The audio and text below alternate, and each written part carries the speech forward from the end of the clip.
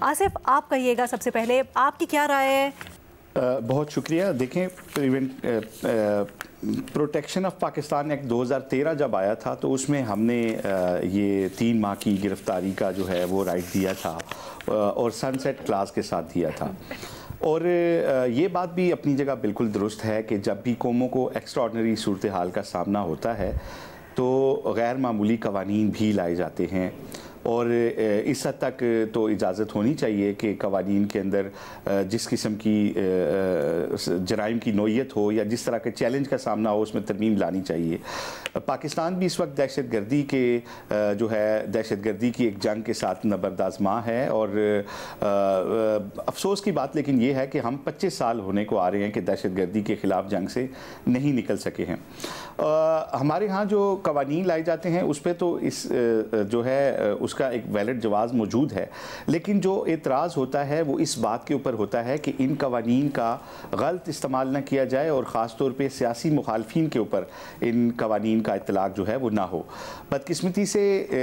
جس ایکٹ کی ہم بات کر رہے ہیں 1997 کا دہشت گردی کا جو ایکٹ ہے، جو سابق وزیر اعظم میاں نواز شریف کے دور میں انٹروڈیوس کروایا گیا تھا، بعد میں اسی 1997 کے انسداد دہشت گردی کے مقدمے میں میاں نواز شریف کو ہائی جیکنگ کے مقدمے میں بھی بند کیا گیا تھا. تو یہ ایک بدقسمتی ہے ہمارے ہاں، اور یہ بھی ایک بہت بڑا سوال ہے کہ 25 سال ہونے کو آئے ہم دہشت گردی کے خلاف جنگ، یہ بار بار دہشت گرد واپس کیوں آ جاتے ہیں؟ ہم نے ان لوگوں کے خلاف کیا ایکشن لیا ہے جو ان دہشت گردوں کو بار بار جب ہم نکالتے ہیں اتنی جانوں کی قربانی دیتے ہیں، ہمارے شہداء، ہمارے جوان، ہمارے عوام پاکستان کے، اور اس کے بعد یہ دہشت گرد واپس آتے ہیں تو ان لوگوں کے ساتھ ہم نے کیا سلوک کیا ہے جو ان کو واپس لے کے آتے ہیں؟ تاہم ابھی جو آپ بات کر رہی ہیں تو پاکستان میں ان قوانین کے اطلاق کے حوالے سے بڑے ہی سنجیدہ سوالات ہیں. خاص طور پہ اگر ہم بات کریں بنیادی جو ایک قانون ہے 16 MPO کا، جو کہ انگریز کے زمانے سے مروج ہے، اور آج بھی ہم دیکھتے ہیں کہ کسی بھی ضلع کے ڈی سی صاحب جو ہی کوئی سیاسی جماعت اپوزیشن کی کال دیتی ہے، میں کسی حکومت کی بات نہیں کر رہا، کسی ایک اپوزیشن کی بات نہیں کر رہا، یہ سب حکومتیں اس کو ایکسرسائز کرتی ہیں، تو 16 MPO لگا دی جاتی ہے اور سیاسی ورکروں کو گھروں سے اٹھا لیا جاتا ہے. یہ وہ نوآبادیاتی دور کا قانون ہے جو آج تک رائج ہے، اور یہ اب پاکستان بننے کے بعد ہمارے جو شہری حقوق ہیں ان کی صریحاً خلاف ورزی ہے، کیونکہ ہمارا آئین ہمیں پرامن احتجاج کا حق دیتا ہے، اور جب تک کوئی سنگین کسی کی طرف سے نقص امن کا خطرہ نہ ہو اس کے اوپر یہ اپلائی نہیں ہونا چاہیے. لیکن ہم دیکھتے ہیں کہ اس کا اتنی کثرت سے استعمال کیا جاتا ہے کہ گزشتہ چند مہینوں کے دوران اسلام آباد ہائی کورٹ نے ڈی سی صاحب سے یہ پاور واپس لے لی تھی، اور انہوں نے کہا تھا کہ ہم یہ آرڈر کر رہے ہیں کہ آئندہ ڈی سیز کو یہ پاور ہی نہ دی جائے، کہ یہ یوز نہیں بلکہ ابیوز ہوتی ہے ہمارے یہاں پاور. اب جو آپ نے آج جو بل آیا ہے، میں اس کی اس لحاظ سے مخالفت کروں گا کہ جو انسداد دہشت گردی کا ہمارا آلریڈی ایکٹ ہے، اس کی جو پریونٹیو ڈیٹینشن فار انکوائری کا جو 11 EEE کا جو ایکٹ ہے، اس میں پہلے سے ہی ہمارے پاس 3 ماہ تک کسی بھی مشتبہ شخص کو گرفتار کرنے کا اختیار ہے، اور 30 دن تک کا ریمانڈ بھی اس میں لے سکتے ہیں، لیکن اس میں عدالت میں پیش کرنا ہوتا ہے. اب آپ دیکھیں کہ اگر اس میں مزید 3 ماہ ایڈ کر دیے جائیں گے تو یہ تو انسانی حقوق کے لیے ایک واقعی اس کے اوپر ایک بڑا سوال لگے گا کہ 6 ماہ تک آپ کسی کو کیسے بند رکھ سکتے ہیں. دیکھیں قتل جیسا جو سنگین جرم ہے اس میں بھی 14 دن کا جو ہے وہ ریمانڈ لیا جاتا ہے، اور 14 دن بھی بہت بڑا ٹائم ہوتا ہے انویسٹیگیشن کے لیے کسی بھی بندے.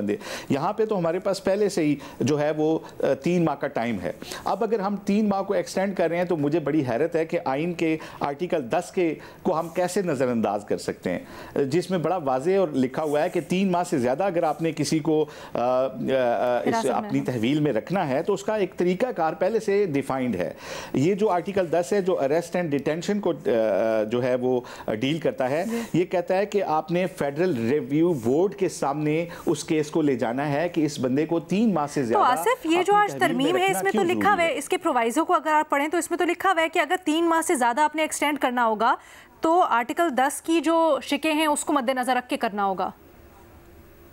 دیکھیں علینا، اگر تو یہ اگر تو یہ بنیادی 3 ماہ تک ہے تو میں اس کا حامی ہوں کہ چلیں ایکسٹرا آرڈنری حالات میں، لیکن اگر یہ اس 3 ماہ سے اضافی ہے، کیونکہ اس میں بھی ایک کلیئرٹی نہیں ہے، اگر یہ 6 ماہ ہے تو پھر تو یہ انسانی حقوق کی بڑی ایک کھلی خلاف ورزی ہوگی کہ 6 ماہ بہت بڑا عرصہ ہوتا ہے. ہم 10 دن اعتکاف بیٹھتے ہیں نا مسجد میں تو ہمیں اندازہ ہے کہ 10 دن کتنا بڑا ٹائم ہوتا ہے. نیب جب 90 دن کے لیے کسی ملزم کو بند کرتا تھا تو وہ اس کو بند کر کے چھوڑ دیتے تھے، اور 1 آدھ مہینے کے بعد بندہ کہتا تھا کہ شاید مجھے لوگ بھول گئے ہیں، تو وہ کہتے تھے جی ہمارے پہ کوئی کیس بنائے، ہمیں یہاں سے نکالیں. میں معذرت کے ساتھ میں ایک چیز کلیریفائی کرنا چاہتی ہوں، پہلے جو آپ جس شک کا حوالہ دے رہے ہیں اس میں تو اس طرح تھا نا پریونٹیو اریسٹ کے سلسلے میں کہ آپ کو عدالت جانا ہوتا تھا اور عدالت سے آپ کو اجازت لینی ہوتی تھی. اس والی کے مطابق آپ حکومت کی ڈسکریشن ہوگی، کسی کو بھی اریسٹ کر سکتی ہے فوج، دونوں میں 3 ماہ ہی ہے، لیکن آپ سمجھ رہے ہیں کہ دونوں کو الگ الگ اطلاق ہو سکے گا اور وہ ایک ساتھ نہیں ہوگی، کلب نہیں ہو سکے گی 3 ماہ ڈیوریشن؟ دیکھیں میں اس سے یہ مراد لے رہا ہوں کہ یہ فردر 3 ماہ کے لیے مانگا گیا ہے، کیونکہ پہلے جو 3 ماہ ہیں انسداد دہشت گردی کے ایکٹ میں اسی جو اس کی کلاز 11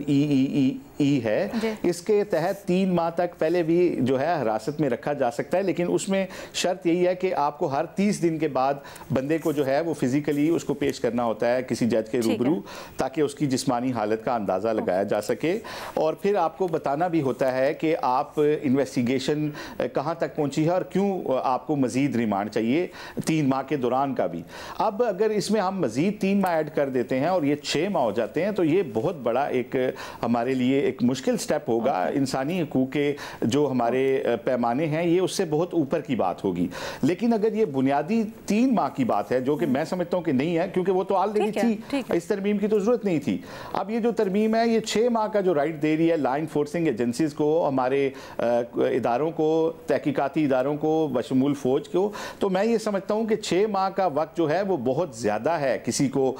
صرف شبے میں حراست میں رکھنے کے لیے، کیونکہ ٹرائل کا مقصد یہ آپ کا انویسٹیگیشن کا مقصد یہ ہوتا ہے کہ اگر آپ کی دلچسپ رائے ہے، میں چاہوں گی اگر ہم کسی قانونی ماہر کو لے بھی سکے پینل کے اوپر تو اس سے رائے بھی لے لیتے ہیں اس کی مزید. بے نظیر، اگر آپ کی کسی سے بات ہوئی ہو اور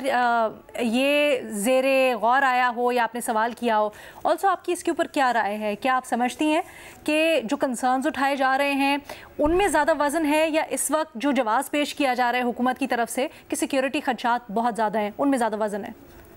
اچھا علینا، یہ جو ترمیم ہے جیسے آپ نے بتایا کہ یہ تو پہلے 2 سال جو تھی، جو 2014 سے لے کر 2016 تک قانون کا حصہ تھی، اور ابھی بھی یہی کہا جا رہا ہے کہ اس کو پھر سے ایک سن سیٹ کلوز کے ساتھ، مطلب 2 سال کے لیے پھر سے قانون کا حصہ بنایا جائے. وہی تقریباً وہی کلوز ہے، اس کو ریپروڈیوس کر کے ری انٹروڈیوس کیا جا رہا ہے. اب اس میں جو 2 نئی کلوزز ایڈ کی گئی ہیں وہ ایک تو یہ ہے کہ حکومت اور فوج کے پاس یہ اختیار ہوگا کہ وہ پریونٹیو ڈیٹینشن کر سکتی ہے، اور میں بھی یہ سمجھی ہوں، آصف 6 مہینے شاید سمجھ رہے ہیں، میں بھی ویسے اس کو 3 مہینے ہی سمجھی ہوں کہ 3 مہینے کے لیے. اچھا، یہاں پہ جو انہوں نے وجوہات دی ہیں وہ سیکیورٹی بھی ہو سکتی ہے، پبلک آرڈر بھی ہو سکتا ہے، وہ دہشت گردی بھی ہو سکتی ہے، وہ نیشنل سیکیورٹی بھی ہو سکتا ہے. اب ہمارے ملک میں تو نیشنل سیکیورٹی کچھ بھی ہو سکتا ہے. یہاں پہ تو اگر آپ کسی ادارے سے پوچھیں کہ آپ کی تنخواہ کتنی ہے اور کتنے اثاثے ہیں تو وہ کہتے ہیں ہم جواب نہیں دیں گے، یہ تو نیشنل سیکیورٹی کا معاملہ ہے. دوسری جو اس میں جو نیا کلوز جو ڈالا گیا ہے، جو پہلے بھی تھا، وہ یہ کہ اگر فوج کی طرف سے ڈیٹینشن کا آرڈر آتا ہے تو جو تحقیقاتی کمیٹی بنے گی، جوائنٹ انویسٹیگیشن ٹیم، اس میں پولیس تو ہوگی ہی ہوگی، لیکن فوج بھی ہوگی، انٹیلیجنس ایجنسی سے بھی لوگ ہوں گے اور دوسرے لا انفورسمنٹ ایجنسی سے بھی لوگ ہوں گے. اب یہاں پہ میرا ایک سوال بنتا ہے، اور کیونکہ میں لیگل ایکسپرٹ تو نہیں ہوں لیکن سوال ضرور بنتا ہے کہ جو کمپلیننٹ ہے، اگر فوج کمپلیننٹ ہے تو کیا فوج کو ایک جوائنٹ انویسٹیگیشن ٹیم یا تحقیقاتی ٹیم کا حصہ بننا چاہیے یا نہیں کہ وہ کمپلین بھی کریں اور پھر تحقیقات بھی خود کریں؟ دوسری بات جو میرے خیال سے جو سب سے اہم سوال ہے یہاں پہ پوچھنے کے لیے وہ یہ کہ یہ تو قانون تھا 2 سالوں کے لیے، آپ نے کیا حکومت نے، اور تب بھی مسلم لیگ نون کی حکومت تھی، آپ نے کوئی جائزہ بھی لیا، کوئی ڈیٹا کلیکٹ کیا، یہ جاننے کی کوشش بھی کی کہ تب جب یہ 2 سالوں کے لیے قانون تھا تو اس سے کوئی فائدہ بھی ہوا؟ कोई दहशत गर्दी के वाकयात में कमी आई, कोई प्रोसिक्यूशन में बेहतरी आई, क्योंकि आपने हमें ये नहीं बताया। मतलब कोई तो वजह बताए ना कि जिसकी वजह से आप वही कानून दोबारा ला रहे हैं, बजाय इसके ठीक है बिल्कुल मुल्क में दहशत गर्दी के वाकयात बढ़ते चले जा रहे हैं और ये एक मसला है, लेकिन क्या ये कानून उसका हल है या नहीं? और अलीना, क्योंकि हमने ये देखा है कि ये सिर्फ ये तरमीम नहीं, ये पूरा का पूरा जो कानून है इसका गलत इस्तेमाल किया जाता है। किसान जो है वो अपनी जमीन हुकूमत को नहीं बेचना चाहते पंजाब में, उन पे दहशत गर्दी का आप FIR कर दें। वकील जो है उसका ट्रैफिक का मामला है, उसमें भी आप ATA डाल दें। सियासतदानों पे तो एक नॉर्मल सी बात हो गई है, उन पे तो ATA लगता रहता है। सहाफियों पे भी बड़ी नॉर्मल सी बात है, उन पे भी ATA लगता रहता है। तो ये जो कानून है ये एक मजाक बन गया है। तो मैं तो कहूंगी ये जो तरमीम है, मेरी जितनी रीडिंग है इसकी, वो ये है कि एक बैड लॉ को आपने वर्स बना दिया है, क्योंकि हमें पता है कि यहाँ पे सिक्योरिटी के नाम पे, नेशनल सिक्योरिटी के नाम पे किसी के भी खिलाफ इस्तेमाल हो सकता है। यहाँ पे तो तकरीबन कोई भी दहशतगर्द हो सकता है कानून के सामने। अच्छा बेनज़ीर, वैसे अगर बेहतर बनाया जा सकता तो आपकी जहन में कोई तजवीज़ है कि किस तरह से बेहतर, या कुछ इसमें चेक्स एंड बैलेंसेस ऐड किए जा सकते थे? देखिए अलीना,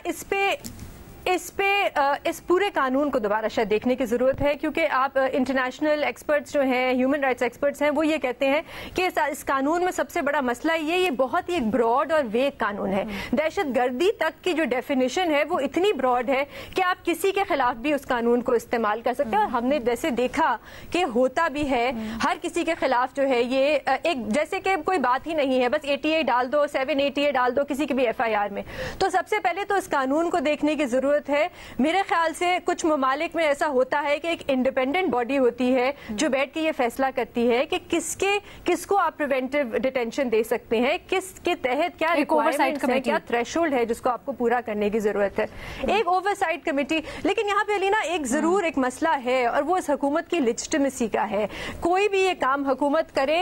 इस वक्त उनकी लेजिटिमेसी का एक बहुत बड़ा एक सवाल है। लेकिन इस किस्म के कानून लाना, वो जरूर अभी तो स्टैंडिंग कमेटी में गया, हमें पता है ये पास हो जाएगा, उनके नंबर पूरे हैं, लेकिन ना आपने इस पे कोई डिबेट कराई, ना आपने इस पे कोई बात की, ना आपने हमारे साथ। अच्छा, जैसे हम ओवरसाइट कमेटी की बात कर रहे थे, फिर ये भी होता है कि ओवरसाइट कमेटी की अपनी लेजिटिमेसी क्या होगी, क्या उसके ऊपर भी कोई एतबार करेगा या नहीं करेगा इस माहौल के अंदर?